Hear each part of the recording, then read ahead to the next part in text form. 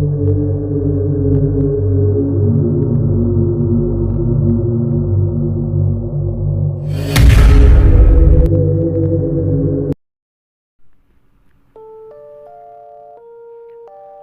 apa yang Nur katakan, mobil berhenti di jalur masuk hutan D, menempuh perjalanan 4-5 jam dari kota S.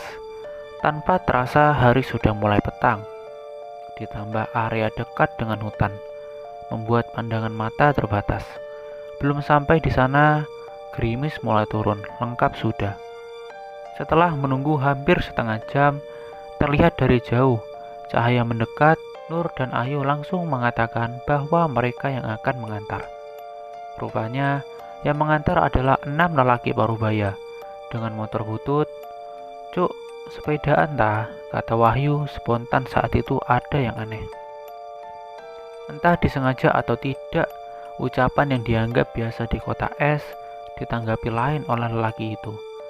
Wajahnya tampak tidak suka dan sinis tajam melihat Wahyu. Hanya saja, yang memperhatikan semua sedetail itu hanya Widya seorang. Apapun itu, semoga bukan hal yang buruk. Di tengah gerimis, jalanan berlumpur, pohon di samping kanan kiri mereka tempuh dengan suara motor yang seperti sudah mau ngadat saja. Ditambah medan tanah naik turun, membuat Widya berpikir kembali sudah hampir 1 jam lebih tapi motor masih berjalan lebih jauh ke dalam hutan. Khawatir bahwa yang dimaksud Ayu setengah jam lewat 15 menit adalah setengah hari, Widya mulai berharap semua ini cepat selesai. Di tengah perjalanan, tidak satupun dari pengendara motor itu yang mengajaknya bicara. Aneh, apa semua warga di sana pendiam semua? Malam semakin gelap dan hutan semakin sunyi. Namun, kata orang, di mana sunyi dan sepi ditemui, di sana rahasia dijaga rapat-rapat. Kini, rasa menyesal sempat terpikir di pikiran Widya. Apakah ia siap menghabiskan 6 minggu ke depan di sebuah desa jauh di dalam hutan? Ketika suara motor memecah suara rintik gerimis, dari jauh sayup-sayup terdengar sebuah suara. Suara familiar dengan tabuhan kendang dan gong. Diikuti suara kenong, kompiang, membaur menjadi alunan suara gamelan.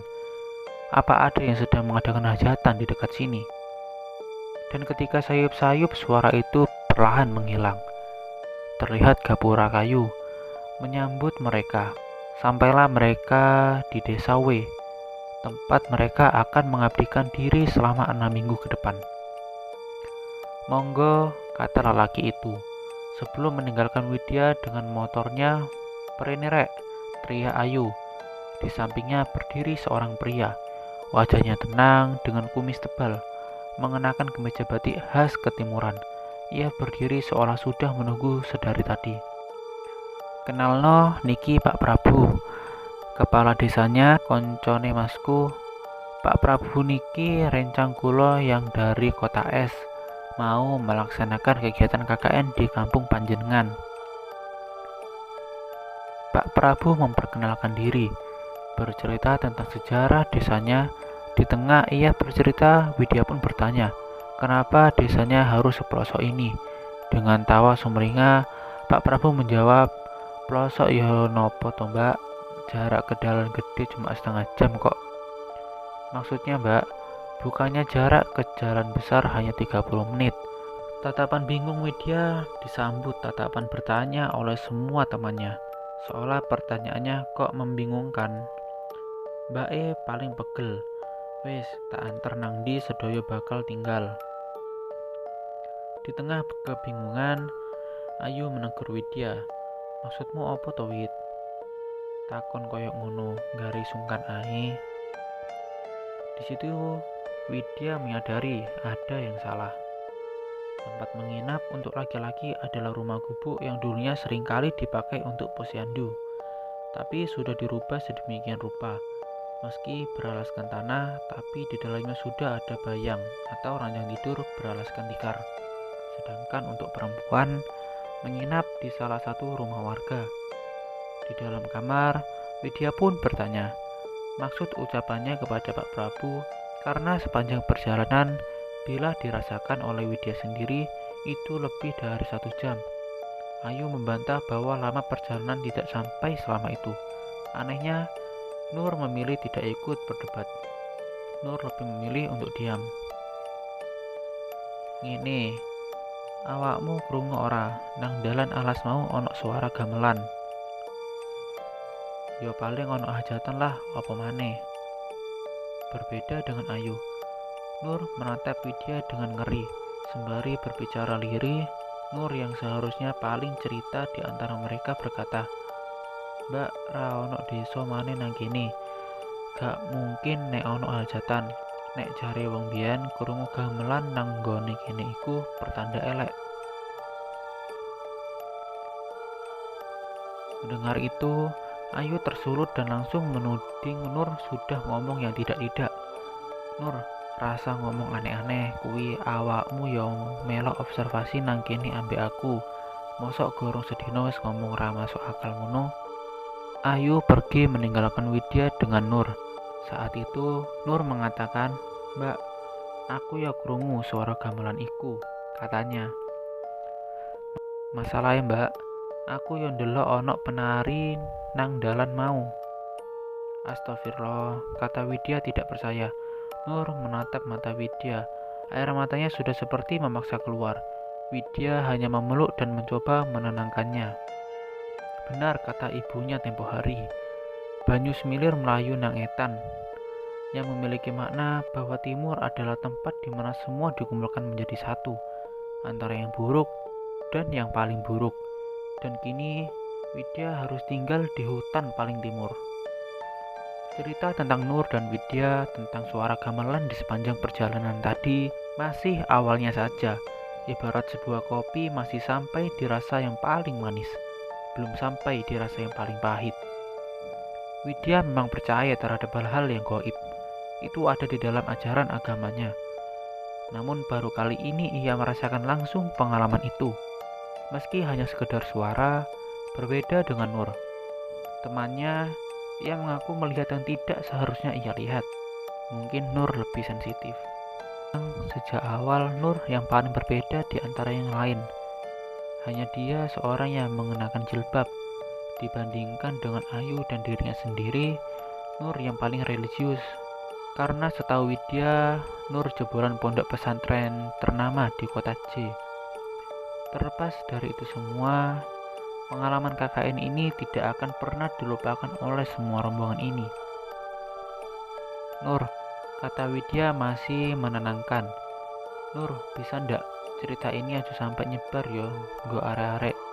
Kan gak enak nek sampai krungu ambi warga desa. Apa maneh kita di sini iku tamu. Insya Allah kabeh lancar nggih."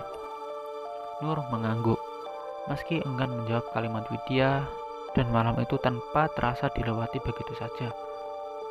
Keesokan harinya, rombongan sudah berkumpul.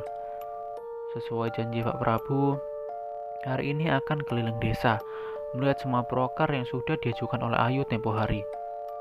Sekaligus meminta saran untuk proker individu yang harus dikerjakan oleh satu anak sendiri-sendiri. "Ngene iki walaupun saya tinggal nang kene, aku ya pernah kuliah loh, Dek. Sarjana lagi," kata Pak Prabu. Bahasanya medok campur-campur antara bahasa Jawa dan bahasa Indonesia. Mendengar itu, Wahyu menimpali. "Iku lho, rungokno bapake, walaupun wong desa gak lali kuliah." Wahyu melanjutkan, "Bapake ambil apa dulu? Perhutanan ya?" "Bukan," kata beliau santai. "Pertanian." "Lah, ra ono sawah nang kene. Piye to, Pak?" "Ya memangnya sampean pikir hanya karena ambil pertanian harus terjun ke sawah?" jawab Pak Prabu sontak membuat tawa pecah. Widya melirik Nur.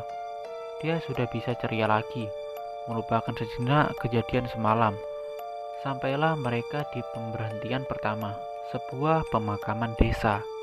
Aneh, itu yang pertama kali dipikirkan Widya, atau mungkin serombongan orang di setiap nisan ditutup oleh kain hitam. Pemakamannya sendiri dikelilingi pohon beringin, dan di setiap pohon beringin ada batu besar di sampingnya. Di sana ada lengkap sesajen di depannya. Nur yang tadi ikut tertawa tiba-tiba menjadi diam. Ia menundukkan kepalanya seolah tidak mau melihat sesuatu. Pagi itu tiba-tiba terasa gelap di dalam pikiran Widya.